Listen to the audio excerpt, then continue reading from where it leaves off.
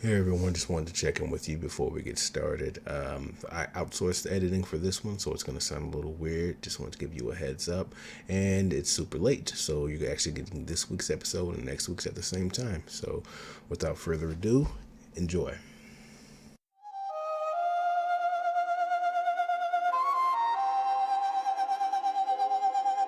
Xander.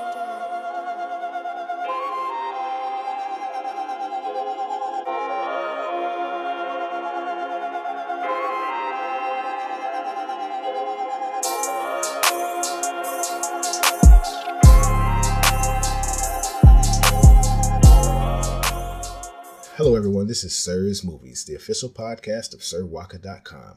I'm your host, Sterling Woods. I'm joined by Evan Todd-McCoy. And we are here to discuss film-related events from the past week and follow it up with an in-depth review. This week's review is Aquaman.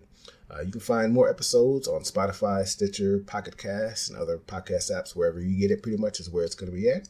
If you got any feedback, feel free to send it to sirwaka@gmail.com. Let me ask you, what are your plans for Christmas? What are you going to do? Well, I got a couple of weeks off work. I'm a teacher, and so we get usually 2 weeks. I don't know if it's the same down there or if it varies by state, but in Canada it's pretty stable that the school year ends, the semester, sometimes for elementary kids I think the semester ends and the school year ends right around Christmas. For high school kids it goes on a little bit into January, which is kind of awkward because you get back from break and you fucking start finals. So January can be a really slow month, which usually means I end up with 3 weeks off. And my wife gets 1 week. So mostly we're just going to catch up on some housework, finish hanging some. We moved here in May, and we're going to finish hanging some paintings and stuff. And I'm planning on watching a lot of movies and playing a lot of video games. Wait, what does your wife do? She also has an education degree and an art degree, but she taught for only a while, and now she's kind of like a guidance counselor for university students. It's like... okay. I just it's still in the. I mean the problem. I'm just trying. It's still in the school realm. Yeah. Because like I said, I don't know a whole lot about the Canada world. I'm like, do people in Canada just get Christmas off? Is that just the thing? Yeah. But no, it's I didn't know. I guess it's a school thing. No. Yeah, most people here get Christmas school off at least a few days. Just. Even if you work in like an office building or something? You ever hear there's a stereotype about Americans that you guys get like no vacation time, like very little paternity, very little maternity leave. Well, we're like right in the middle between you guys and the European model where it's like 3 weeks. Not every European country, but a lot of European countries will do like 3 weeks paid vacation every year. Canada, you can usually count on 2, but not every kind of job. Some jobs, it's like you bank vacation time and then they cash you out and then you don't get paid while you're on vacation. But I've had jobs where they flat out pay me while I'm on vacation. When I got married, we did like a wedding honeymoon sort of thing. We got married in Ireland and we were in Europe for 3 weeks and I got paid twice while we were gone. We get PTO, obviously paid time off. So, we rack up and we'll get X amount of time paid off. But holidays, usually like 7 a year. We get Christmas Day, New Year's Day, I think Martin Luther King Day, Columbus Day, July 4th, just the major ones. But I think paternity leave, it's usually, I think, like a week or something like that for paternity. Paternity, I think, is a week. I think maternity is 2 or 3 weeks. It's months here. Job or something like and that. You can split it. Yeah, like you get a year. Yeah, no, it's... You get a year, and most jobs, not all, but most jobs will give you a year, and you can split it 6 months for the husband, 6 months for the wife, or whatnot, right? Sometimes 2 husbands, 2 wives, depending on how the baby came along. Because we've had gay marriage here for a while, so there's lots of paternity, and maternity, right? We've had it here for a while. Yeah, too. Here, not not so long that we can really put it as a feather in our cap, but we've had it for a little longer. And I mean, there is a lot of nuances with how this stuff works at different jobs, but like, don't get me wrong, there are jobs in Canada where you maybe only get Christmas Day and New Year's off, or something like that. But we have holidays, statutory holidays, most months.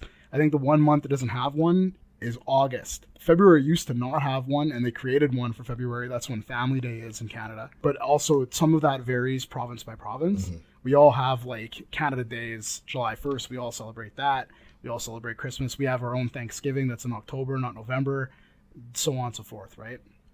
Our November 11th is Remembrance Day, and then you guys get Veterans Day, I think, a week or two after that. Or is it before? You don't know when Veterans Day is? I have no idea, to be honest with you. I have no idea. I know it's terrible. My dad's a veteran. I salute the soldiers. It just comes. That's next week. Okay, guess I'll schedule accordingly. I'm not really good with dates. All my nephews and nieces and all that, their birthdays are in my phone. So if my phone doesn't give me a reminder, say, hey, next week is so and so's birthday, then I'm just not gonna. I remember the big holidays just because, I guess when I was a university student still, or when I was working, I wouldn't remember a lot of them unless they're relevant for having a day off or whatever. But being a teacher, you know what all the major dates are, because usually right around a date, especially a stat holiday or one that has a lot of like ceremonial circumstances or ceremonial import, there'll be a lot of activities going on. So for instance, Remembrance Day here at schools, it's a big to-do, right? Like there's like an assembly usually. Everybody wears poppies. Everybody wears something about poppies. The heroin flower. Okay, see, the only reason I know that is because you guys gave us Drake, and like 8 years ago, Drake had a song. He said, "Remember this day like you bought a poppy," and nobody knew what it meant till we Googled something. I'm telling you, if Drake gets caught diddling underage girls, you guys can keep him. I'll be. You'll send him back, eh? But he'll be Canadian, so. All right. Yeah. So, like I said, my Christmas, we are. You travel for Christmas? Big on family. No, well, I'm from New Orleans originally. I live in Texas now. Most of my family moved out here after Katrina. We moved out here earlier, I think 98. I was in middle school. We moved out here. And then after Katrina, everybody else moved out here. So everybody lives here now. So there's no traveling because pretty much everybody is around here. One family member will go off to visit their in-laws or something. My dad's side of the family is in Virginia. Usually they actually come out here. I think I've been to Virginia twice in the past year. I need to make another trip. But yeah, so... like I said, it's this Christmas Eve. There's a dinner. Christmas Day, my immediately family gets together to open the presents. Christmas morning, that's our tradition. It's like 8:00 in the morning. My sister brings her kids. I'm going to my mom's house. My other sister is in town from college, so everybody gets together Christmas morning, open up some presents like the old days, and then I think that night there's another dinner, which is like the family, the big family. So Christmas is one of the major big holidays. We do Thanksgiving as well, but it's nice having family really close. I do kind of want to move away eventually, but because I got a kid on the way, so I think I'm just going to enjoy having family close. And I really do enjoy Christmas. I'm a big Christmas gift giver. I put a lot of thought into my gifts, so I really enjoy people, appreciating what I got for them and knowing to put a lot of thought into it. But like I said, we were talking earlier about most people just kind of want gift cards these days, because I'd hate for somebody to get me something I don't want, so then I feel guilty for having it. I remember a couple years ago, my dad wanted some really expensive Bose headphones. They were like $250, something like that.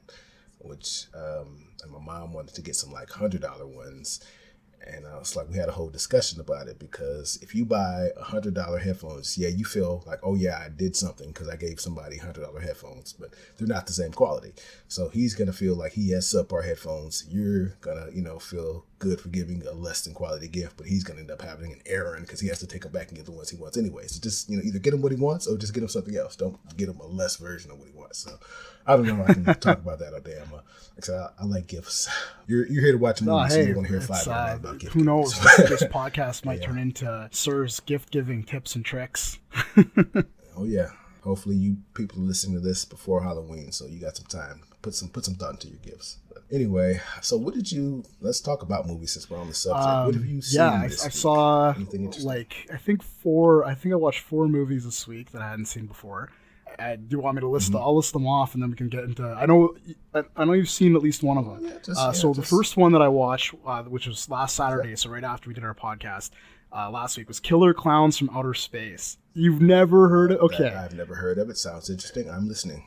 Of course, it sounds interesting. Okay, yeah. So and this is Killer Klowns with a K. So Killer Klowns from Outer Space is from 1988. Mm-hmm. It's from that period of like cheesy, schlocky horror movies where everybody was trying to emulate like the last one, but this is like the definition of a cocaine movie. Like, there's no way. I just Googled it, and I'm thinking, well, maybe I never did until that night either. I'd heard about it, and it'd been on. Me and my wife, we run we watch Halloween movies. Like, we watch horror movies every year. In October, we spend the whole month, almost every day, we'll watch a horror movie, even if it's like horror adjacent, like a horror comedy or something. And this has been on our list for years. And so we finally got a hold of a copy. We watched it. And it's these alien clowns that come down in a spaceship that looks like a big circus tent, and they attack the town and turn people into cotton candy. and they're these big.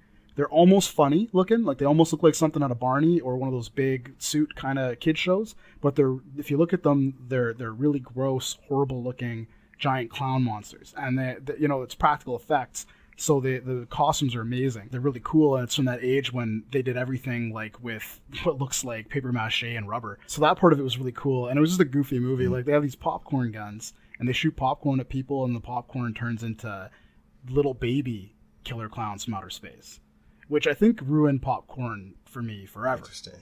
I like popcorn kinda. I never was a big popcorn guy, more of a chip guy, but I can't not look at popcorn now and think clown seed. I don't want to let that go without mentioning you have I don't know if it's a Canadian thing or just a you thing. You got a habit of pronouncing certain words just differently. I don't know if it's weird because of you, if it's just a cultural thing. But here it's paper mache. You said paper mache. I just wanted to comment on that. I don't know if that's just how y'all say it. We have a lot less in Canada. There's a lot less, I think, variety in accents overall.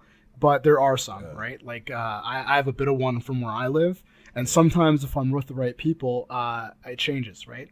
Like I bet some days you sound more like a Texan than a Louisianan, and then it can flip, right? Depending on who you're with. Yeah, definitely. Yeah, when I'm definitely around people from down home, then you can actually hear it come out of me, and it sounds more, familiar. But 9 times out of 10, I'm around Texan people, so it just doesn't really, you don't really hear it in my voice. No, not at all. I was derail you from that was the Capper clown seed. That's the mic drop moment. Talking about that movie. So let's go shot for shot here. You see anything? I saw. I did. Yeah, we talked about that a little bit. I think a month or plus ago. Yeah. Oh, we did. Yeah. Gotcha. Yeah, I heard good things about it. I do like kind of the found footage films. I like Blair Witch. When it's done right, I really like it because it's really creative. It's an interesting way of showing it, and it really, I'm never kind of the type. A lot of movies, the conceit or whatever, you're watching a movie, but like a lot of the found footage films, right, I'm really in it. So the fact that this was all taking place on the screen, it's kind of my wheelhouse. It's interesting to me, and I like seeing diverse, faces on film. I did want to check it out. At first, I never got to see it in theaters. Came out right around the time of Crazy Rich Asians and a bunch of other stuff, and I just, never got around to seeing it. But so I want to check it out now. I don't know, like I said, I do appreciate the all taking place on a screen part of it, but I think that was the most interesting part of the movie, to be honest with you. I didn't really like the way it was carried out. It just stretched believability a lot, just to kind of make it, make it work, make it make sense in the sense of the film. And I like seeing Deborah Messing. Like I didn't believe her as a cop at all. It just seemed like a TV cop, not even like a Brooklyn Nine-Nine kind of way. Because I can see those as cops, but it's like a like a CSI cop or something. Stereotype. Yeah, just like a stereotype of what a cop's supposed to look like.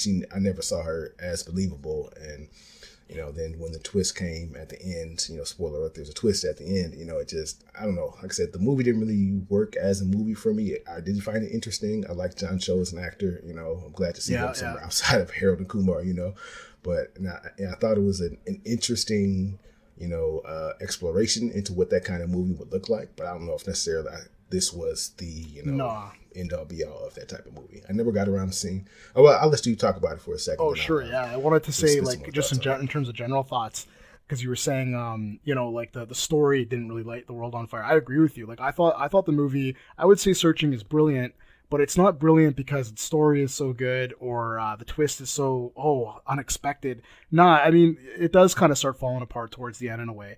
But I do think that this is a year. We talked about this a little bit when we were talking about A Prayer Before Dawn, and you can see my thoughts on that on sirwalker.com in my review. But that movie is another example of a movie where it's really just like what makes it so cool isn't the story or any of that stuff. It's actually how it's taking cinema and trying to push it in a direction or use what makes a movie interesting in itself as a medium for storytelling and do something with that. So in terms of being like a found footage movie, what I thought this Searching got right was combining found footage as we're used to it in horror movies with all this stuff around social media and how do you really know people are who they say they are and all that kind of stuff. And while it was clumsy a little bit, because I mean, you can't make a movie like this, it's like dated a second or two after you finished Final Cut, right?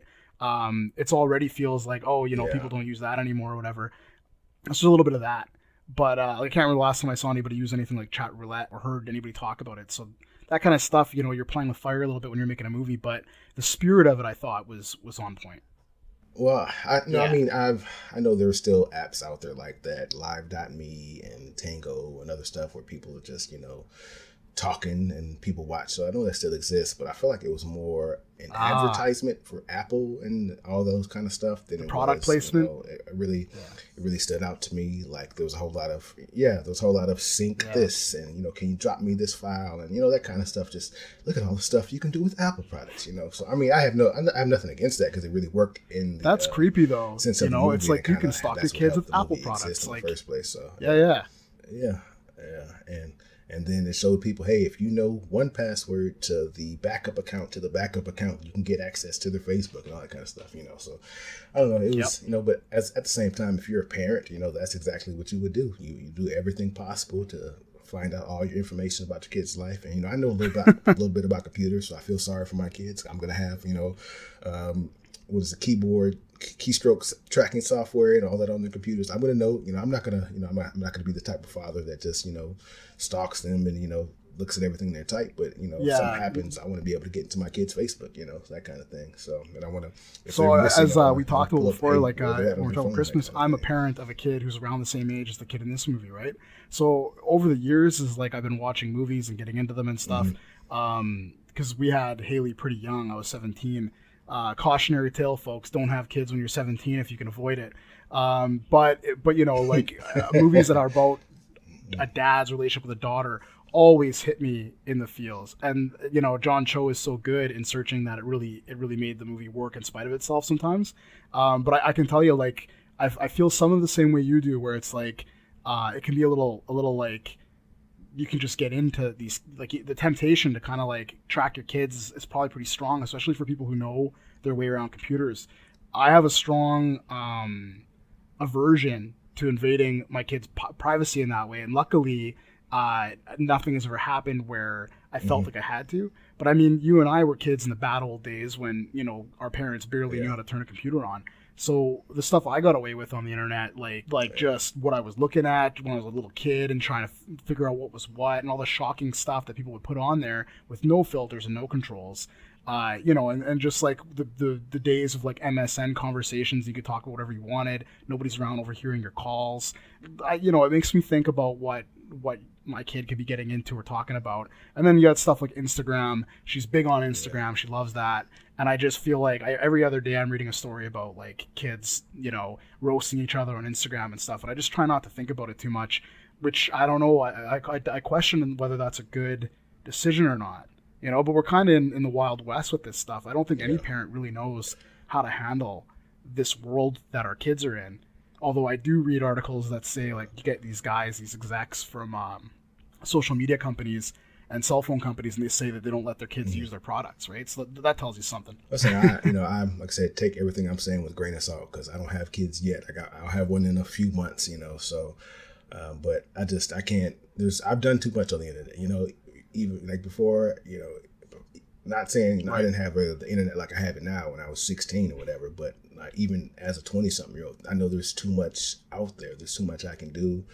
You know, there's too many ways to get in trouble. You know, I've seen too much internet things where people talking to kids and all that kind of stuff. And it's like I said, I'm not going to stalk my kid. You know, I'm going to let you be free. You know, if I find you watching porn or whatever, I'm not going to, you know, come to you and, you know, consult you, you know, whatever. Hey, you know, be a kid, do what you do. But I got to be on the lookout because there's, like I said, there's too much stuff out there. There's too many ways for a kid to get in trouble. And like I said, I understand, you know, privacy and whatnot. I know there are going to be people talking about this and sending me emails. Hey, your kid is, you know, should be free to do what they want. And that's true. But I mean, as a parent, you know, if it's a fine line. Like what I do is I slip in stuff. Like if I read about something that kids could be doing, I slip it into conversation. I'll be like, hey, have you heard about this?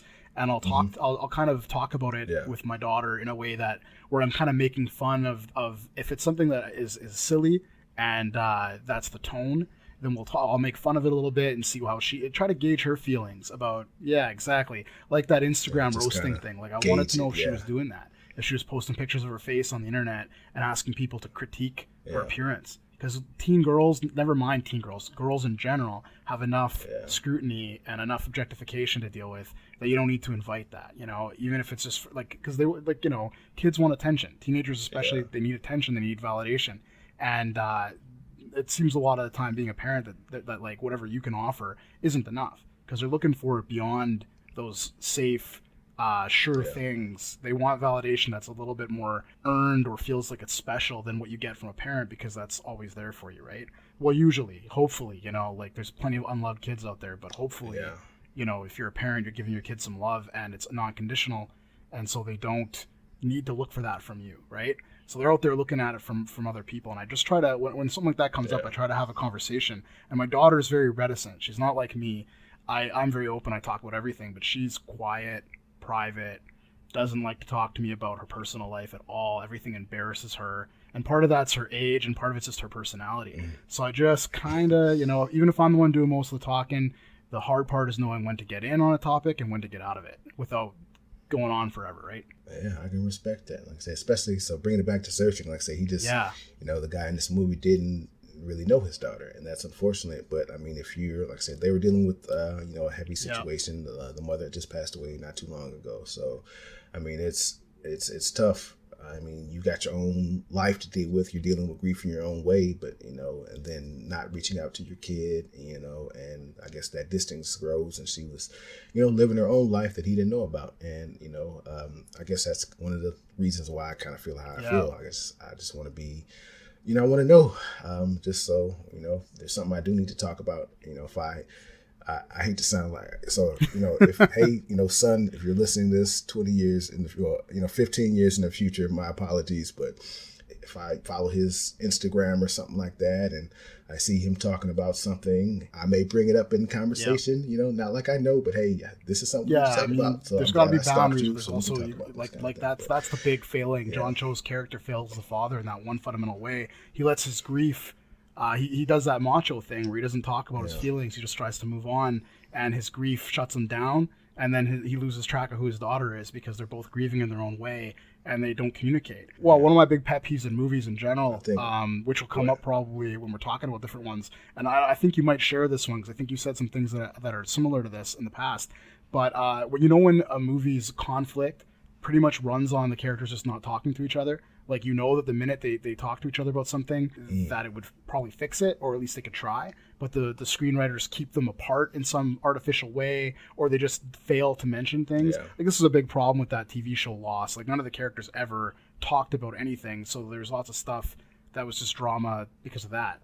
What I think about Searching is that it's the ultimate counterexample of how that works in real life. When you don't talk to each other about stuff, you can get so far apart that you don't even know who the other person is anymore. So it's like a cautionary tale in that way. Yeah, but I mean, overall, I thought, like I said, it wasn't a terrible movie. You know, it was worth watching, if for nothing else, in the kind of experimental way in which the movie was made.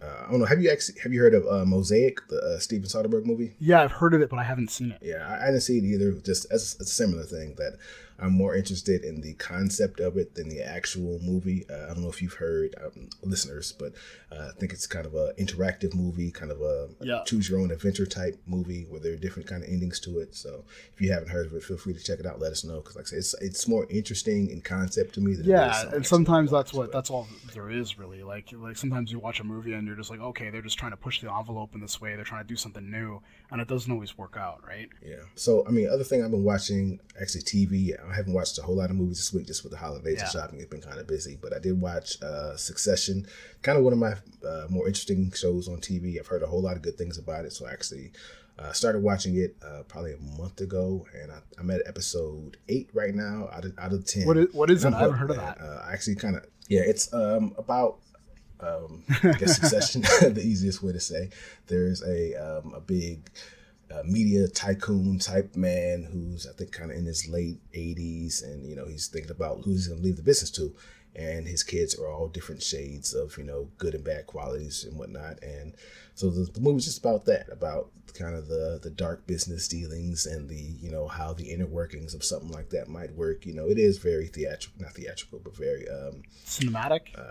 I'm going to say, to where it's not realistic. Fantastic. You know, whatever. Yeah, I guess fantastical. Yeah, that's the word I'll use.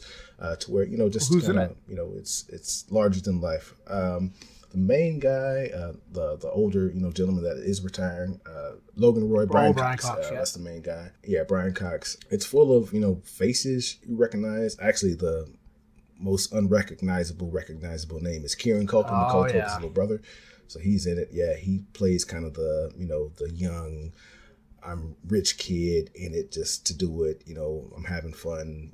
Just kind of I don't know, kind of weird. I don't know. It's an interesting character if you watch it. There's Matthew McFadden plays an interesting role.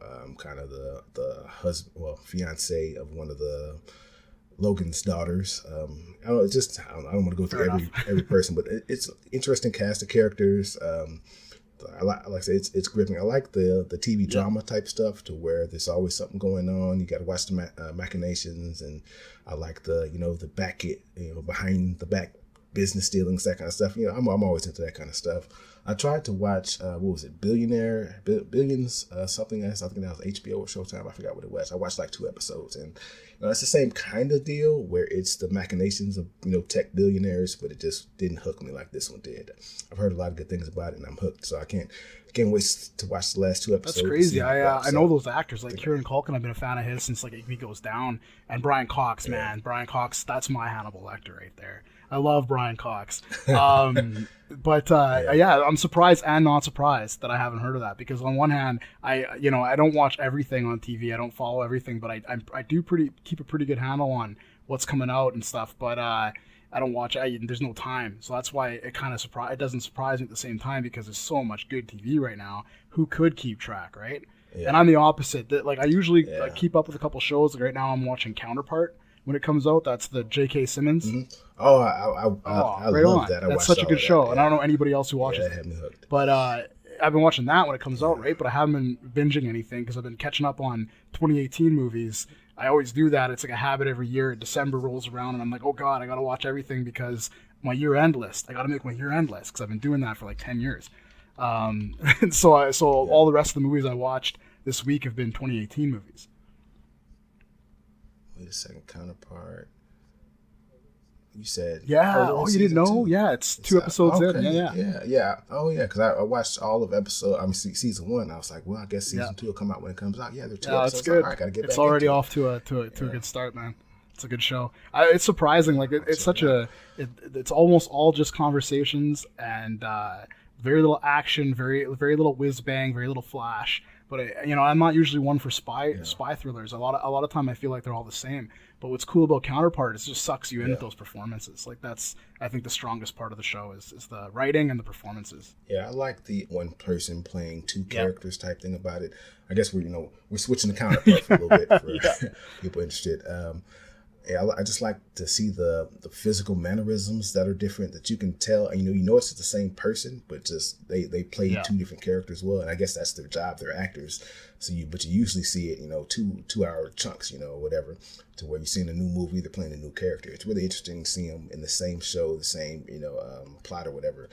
Watching them play 2 separate people with 2 different mannerisms and all that, and kind of watching them interact with each other, and it's not terrible like how they used to be, where one person's talking to the other, and you're watching kind of an over the shoulder thing where it's clearly a different person or whatever. So they do it really well. Have you seen Orphan Black, Sterling? If you like that trope, have you ever heard of Orphan Black? I watched the first, I think, 8 episodes. I heard such great things. I know it's good. I just couldn't get into it. And Tatiana Maslany, she's fantastic. She's from Regina, a town 2 hours from where I live. Yeah, she's a Canadian, man. Really? And that's one of the few shows that a lot of TV and a lot of your guys' TV shows are shot up here. All the DC CW shows are shot in Canada. Oh yeah, a lot of them in Vancouver as well. And that show is the one show that could have been, because it was a big international co-production, the BBC, an American company, I can't remember which one, and Canadian filmmakers or production crews or whatever. The guys who created it are Canadian or whatever, I think, too. Anyway, it takes place in Canada, which is nice for a Canadian to see, because we watch a lot of shit that should take place here and is shot here, but it's always rebranded to being some, like, American city, Exactly. Just for American audiences to absorb it better. Yeah, but yeah, Tatiana Maslany, like just seeing her, like I think that's kind of one of the first times where I really read articles and heard people talk about just how much one person could transform and just be completely different. And they add more every season too. There's like usually 2-3 more added each season, and then there's the main core cast of the different clones, and it's good. And y'all see them, and they're all different. Like I don't know, something about that. The nerd one with the glasses and kind of the braided hair. Oh yeah, me too. She's me too. The same face. Yeah, it's just and it's just like she like when she dresses as like the housewife type character, you believe it. Like she really kind of embodies that character. So she, kudos to her. She's fantastic. She's starting to get into movies too. She was in one with Jake Gyllenhaal that I haven't seen yet. Stronger, the one about the aftermath of the Boston. Oh no, I saw the previews of it. I think it was on Amazon streaming because I went there to watch something and I saw it like watch this kind of thing, and I saw it, but I don't think I've ever actually seen the commercials or trailers for it. So, but I don't watch a whole lot of TV either. But yeah, like I said, I'm sure it's probably fine. But I just what's crazy about that is like because of the performance, like the actors that are in it, I wanted to see it, but I don't usually watch movies that are based around like those kind of Oscar baity prestige movies that are about some tragedy that like just happened, or it feels like it just happened. But what convinced me to watch it was I actually watched what was the one with it had that amazing cast, but Mark Wahlberg was in it and he played, what's that one called? Oh yeah. I forgot, but I watched it and it was good actually. I was surprised. I thought it was gonna be bad, but it was good. And J.K. Simmons was in that one too. And that was good. And after that, I was like, hey, maybe I do want to watch this because I know they're not even close to the same type of movie at all. But I did kind of want to see Stronger. Oh, you're talking about Patriots Day. Yeah. Yeah. I heard Deepwater Horizon. Heard that too. I haven't watched it. I never. I didn't actually get around to watching Patriot Day, but yeah, it was like see Deepwater Horizon. I heard that's it's very cliche and it's the movie you expected. Yeah, it's well done. I thought the same thing about 13 Soldiers or whatever, the Benghazi one. I thought that was going to be a jingoistic, like rah military, like like very very like almost like a recruitment video type of movie, and it wasn't. And I was surprised by how good it was and how complex it was. And then the same thing with even not quite with the complexity, but same thing with that Horse Soldiers. What was it called? 12. I can't believe I don't remember any of these titles, but the one with Chris Hemsworth. I thought that one was going to be terrible too, but it wasn't bad. Yeah. So I just had me either. It was late one night and I was drunk. The way it looked, but yeah, just like you must watch this. But I got a couple more movies to shoot on. Let's get back to it. So, what else did you, so 3 more, right? Recently? The one that I saw that you definitely didn't see is Border, which is a Swedish film written by the same guy who wrote Let the Right One In, which was like my favorite movie from 2008, I think, the year that it came out. That's that vampire one that got remade into a shitty remake with Chloe Grace Moretz. A lot of people like the remake, but I think it's god awful. You saw the trailer with the deformed? I saw that on Tuesday. It's both weirder than you'd think and less weird than you'd think. But it has the weirdest sex scene of 2018. Yeah, I won't spoil it for you, that's but one of the things I heard. I really it was a good movie. It was a little less weird than I thought it was going to be. Like it keeps those supernatural elements and stuff pretty close to the chest, and mainly what I was surprised about. Oh, is that a spoiler? Oh, thanks for giving. All right, that is kind of iffy. Well, now. Well, she can smell crime. I mean, they show that in the trailer. There's something going on, but it's not what it's not what I thought. And once you see it, we can talk about it again on one of these, and we can see what your predictions were versus how they compared to what's really going on, because mine were way off. So one of the things I liked about the movie, and again without spoiling it, is that it's kind of about how if you're raised with love, you're raised with like empathy, you end up having empathy and you end up being able to put yourself in someone else's shoes and understand somebody else's life. But if you're not, if you're raised like in the system, if you're raised like with abuse, with neglect, that tends to come out in an antisocial and often violent or abusive way. And no details, but that's kind of what the movie spins around. And I wasn't expecting that, because that theme is really relatable to me. And it was a really cool movie, and I think it's going to be underseen. So I hope people see it. You got to see it as soon as you can. Yeah, like I said, I was watching I was in the movie theater. It was a trailer to some, I think it was indie film or something like that, and they showed the preview for that before. It's weird. It's a good place to leave it. Yeah. I don't remember what it was. Yeah. I've got a good stash of movies that I find interesting. Yeah, the stuff that you have to be in the right mood for, kind of thing. I never get around to watching them. So yeah, Borders like that. I saw Halloween, the 2018 one. All right, did you see that? It's not good. I did not. I heard about it. I heard yeah. Well, I thought at first I thought it wasn't very good. One of the problems with it is that it focuses on, and it's been out for a while, so I'm not going to worry about spoilers so much. But I won't give any details. But it does focus on Michael's perspective, kind of like a lot of the sequels did, where a lot of the time, you the audience, the viewer, you're with him while he's stalking somebody. That's a mistake, I think. Like, I watched the original for the first time ever this October, so a couple months before I saw this one, and that movie never goes to Michael's perspective. It's always you're with the person that he's watching.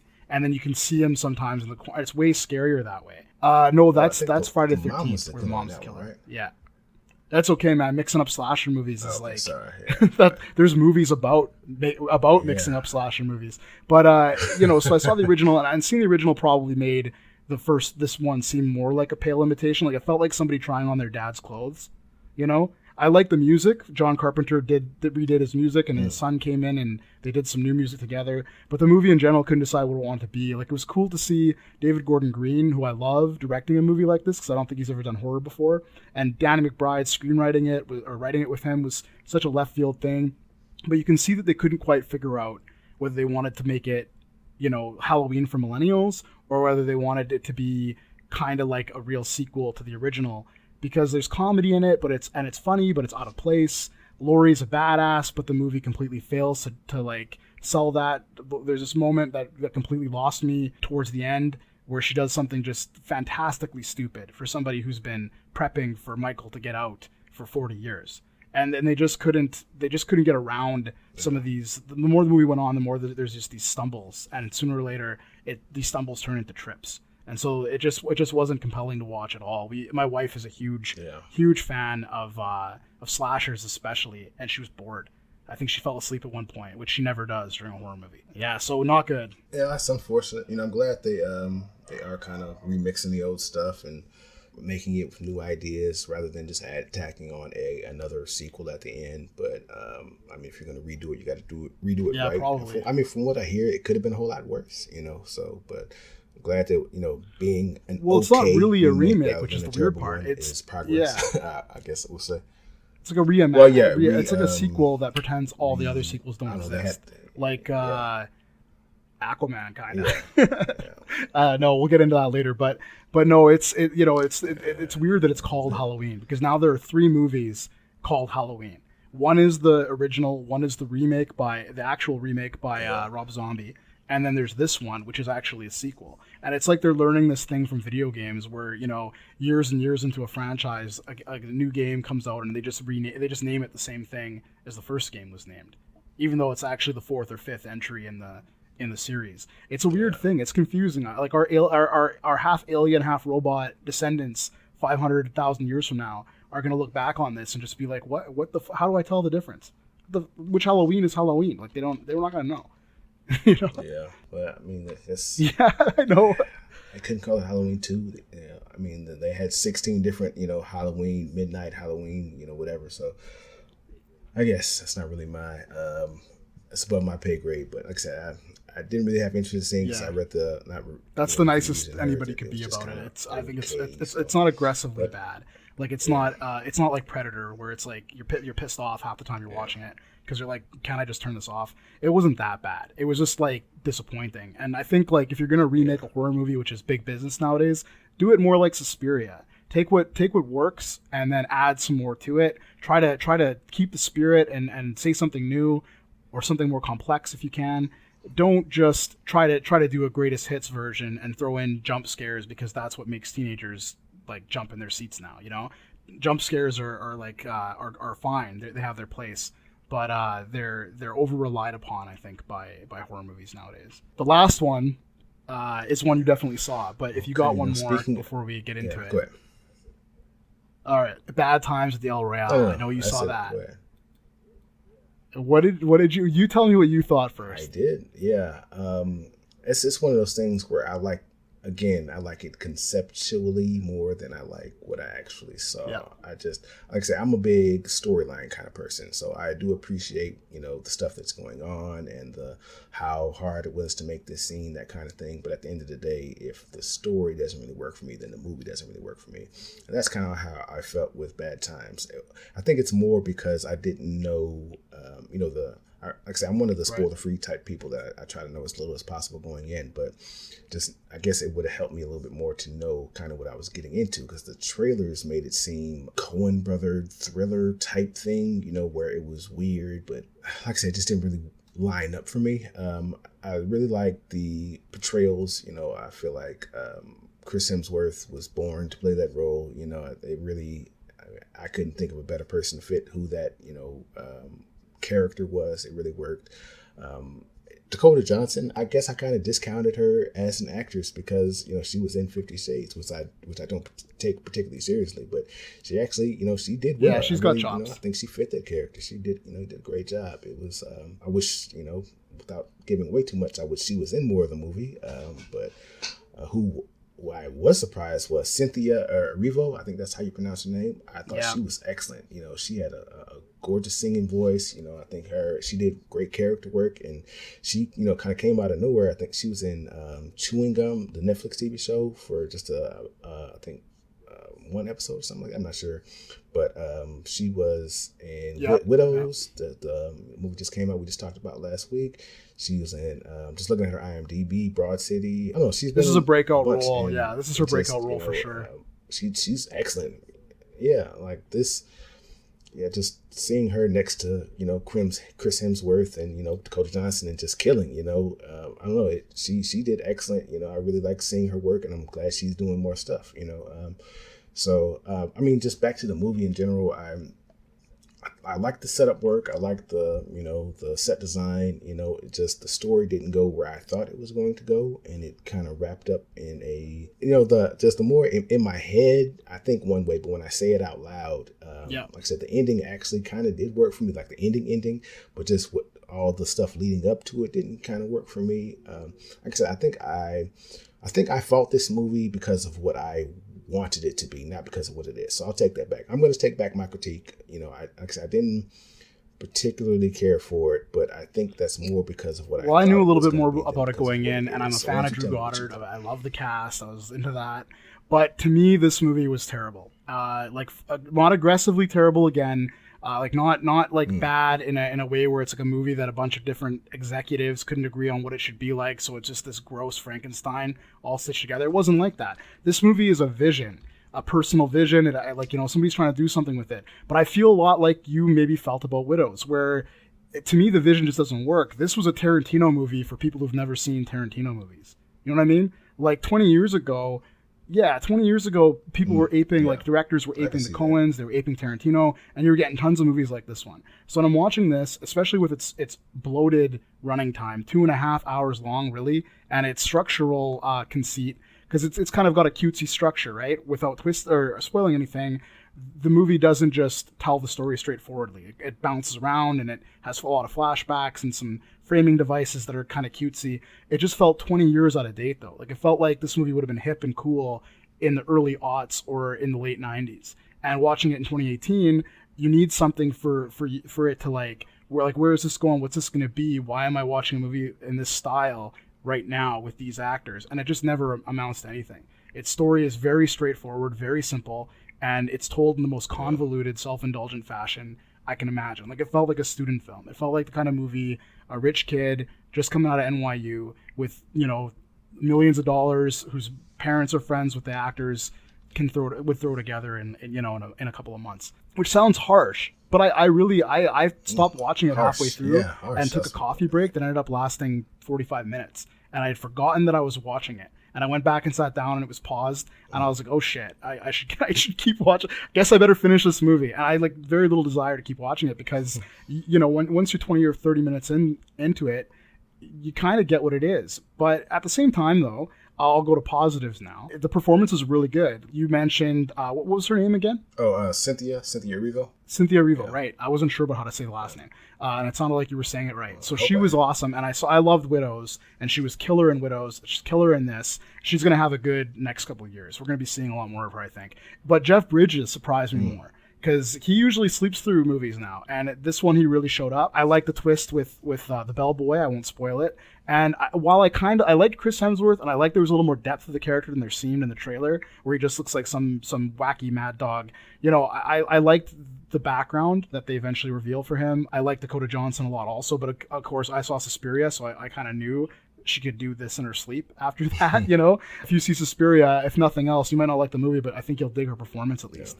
So yeah, the performances were good. I didn't know that it was a period film. I thought it was one of those, like, this isn't quite the real world kind of Tarantino-ish sort of things where everything looks like it's the 70s, but it's not. So when it turned out that it was the 70s, I was pleased. I was like, okay, this is cool. But yeah, other than that, I just thought it was kind of a waste of at least an hour of its running time. Like, I really thought it should have been a 90-minute movie. It should have been sharp. It should have been tight.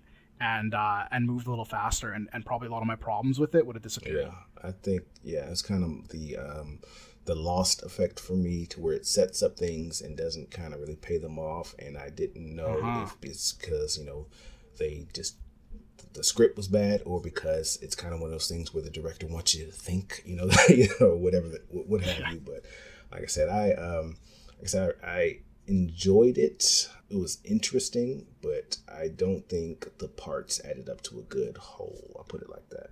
But yeah, I think that's actually a pretty good way to put it too. That idea that it just doesn't amount to much. Like the sum is not greater than the parts, which is what you want, right? You want a movie that's building something out of all these elements, especially if they're going to be flashy elements that draw a lot of attention to themselves. Like, this movie has a lot of that, and that's something Tarantino does better than anybody. He'll take something really crazy, like a 15-minute monologue in one take or something like that at the beginning of, like, Inglourious Bastards, and that's something most, like, filmmakers would never try because it's too risky. Like, you're almost certainly going to fuck that up. But he does things like that and builds a movie out of them that ends up going somewhere and being about more than those little self-indulgent seeming elements that he did along the way. I feel like Bad Times at El Royale is sort of a bad imitation of that, a poor imitation of that. Just the way that Halloween was kind of a poor imitation of what made the original work so well. Yeah, so I'm going to say something that may not be some of our movie-going audience might not like. Controversy! Yeah, so Drew Goddard, everybody really liked Cabin in the Woods, and it was it was okay. I mean, I guess I guess people, movie people, what's the word I'm looking for? Horror people like you and and your wife that watch a lot of horror movies. It kind of they got all the little stuff in there, and I appreciated it for what it was, kind of turning the horror trope on its head and making fun of that, but I just didn't think the movie was all that great. I think actually Dave and Tucker versus Evil was my favorite kind of movie, turning the horror movie franchise kind of on its head. Tucker and Dale versus Evil did what I think people thought Cabin in the Woods did. I'll put it like that. I've heard people say that before, and honestly, like, I listened to Show Me the Meaning, a podcast where they get into like the philosophy of movies. This is a plug they didn't pay for. They have no idea who I am. They did one on Cabin in the Woods, and actually the guy who runs it, his name's Jared, I think, he said something similar about Cabin in the Woods. Actually, he said a lot of the same things that I'm saying about Bad Times at the El Royale. So it might be a problem, like it might be something about Drew Goddard's writing where I could see somebody saying that in spite of how on point it is, if you're a horror fan like I am, Cabin in the Woods might be a little student filmy, a little self-indulgent, a little not quite coming to, but to me that one came to an ending that was so batshit and so big and so crazy. Like that last half an hour in that movie, I challenge anybody to make a crazier half an hour end to a movie that seems like it's going to be one thing. But I think it sticks the landing in a way that Bad Times at the El Royale couldn't. But yeah, I've heard that said before, that Tucker Dale versus Evil, you said? Tucker and Dale versus Evil. I haven't seen that. You got to see it. Especially if you're a horror fan. That's kind of like I said, that's my favorite kind of turning the it's on the list head kind of thing. But so we just haven't got around to that one yet. One last hot take before we get to Aquaman. Hot takes with Sterling Woods. I'm gonna say Drew Goddard is a poor man's Joss Whedon. There, I said it. I said it. It's out there. Yeah. Can't take it back. Yeah, maybe. Yeah. You know, I'm not. You know, I'm not even. I don't hate that opinion. That hot take isn't too hot for me. I feel like the guy just, and he can't stick to a project to save his life. You know, like quit Daredevil. He quit. You know, like. Yeah. So I don't know about him. I want him to get his moment, his Avengers moment, like Joss Whedon had, or get a show or something that he actually sticks to, and then have a good run so we can see what he's all about. But so far, it's a lot of kind of, besides Cabin in the Woods, which Joss Whedon worked on too. So a lot of people would like to credit him with everything that works in that movie over Drew Goddard, right?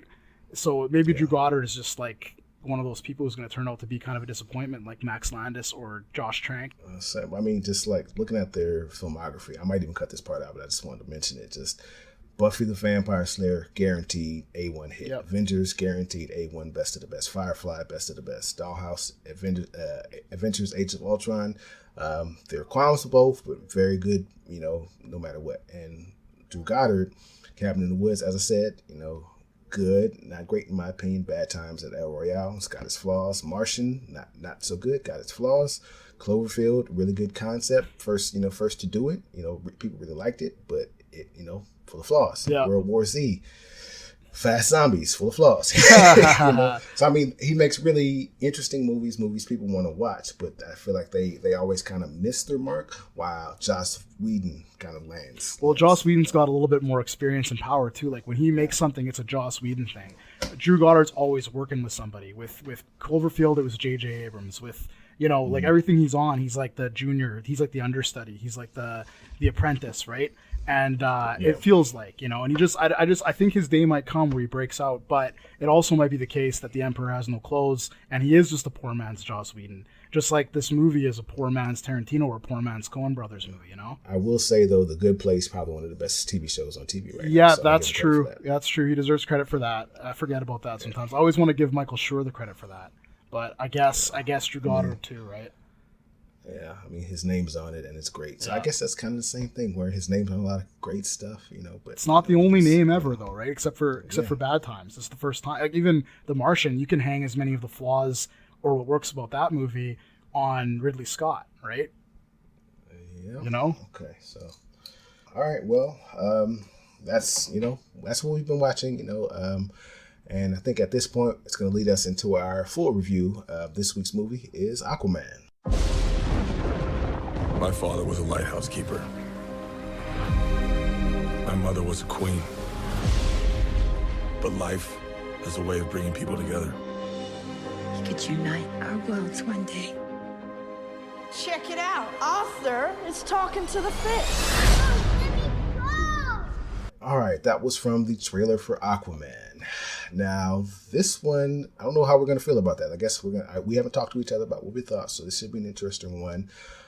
Before we even get to the movie, how do you feel about DC in general? Because I kind of hung my hopes on this one because DC has kind of let me down, but I really like the Aquaman trailers. I really like Jason Momoa.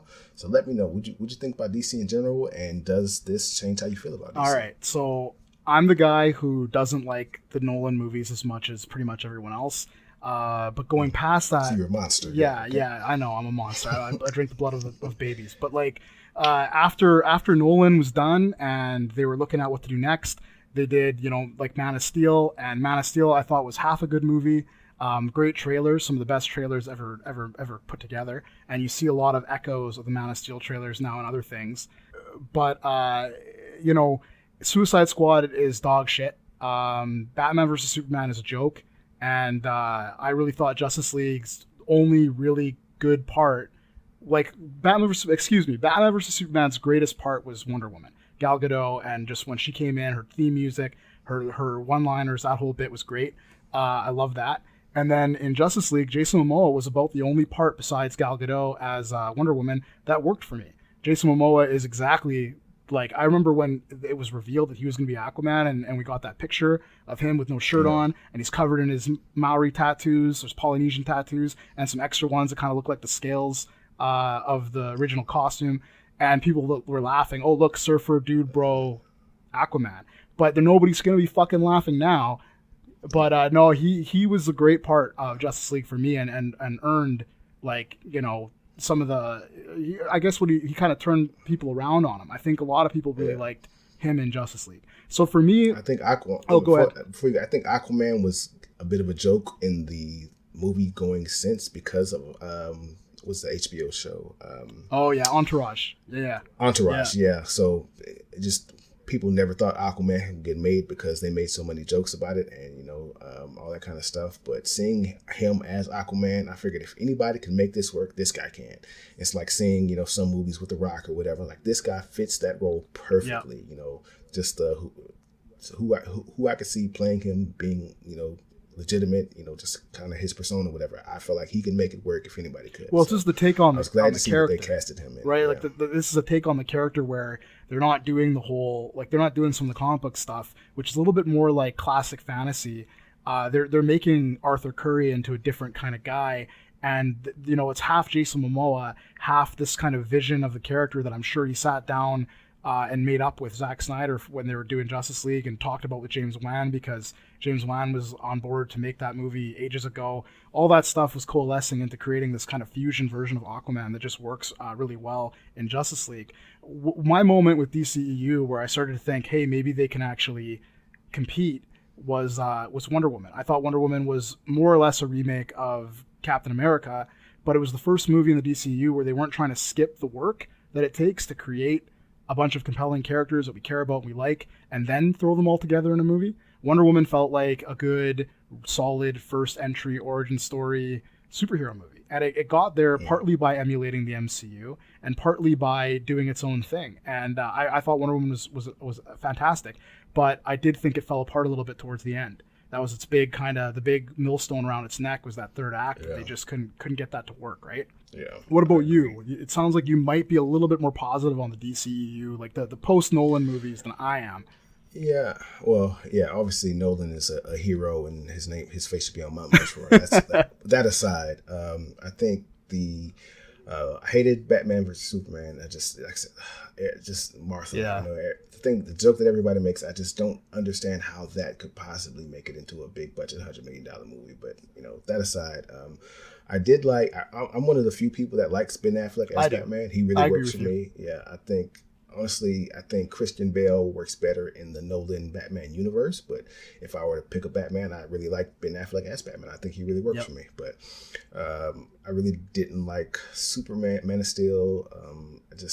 None of that really worked. I thought Justice League was too CGI heavy. I think when there's no CGI, when there's no action, I think it works. But I just like the fight versus Superman looked really silly to me, and it just didn't really make sense. And just all the CGI stuff at the end looked very fake and CGI. That didn't work for me at all. But like I said, I keep having hope because they keep coming out with trailers that I think are going to change what I think about the movie, and they don't. Well, what did you think of Suicide Squad? Yeah.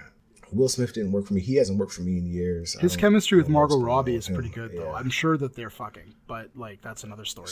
I mean, you can have that take, but just me, him as a character didn't work for me. Okay.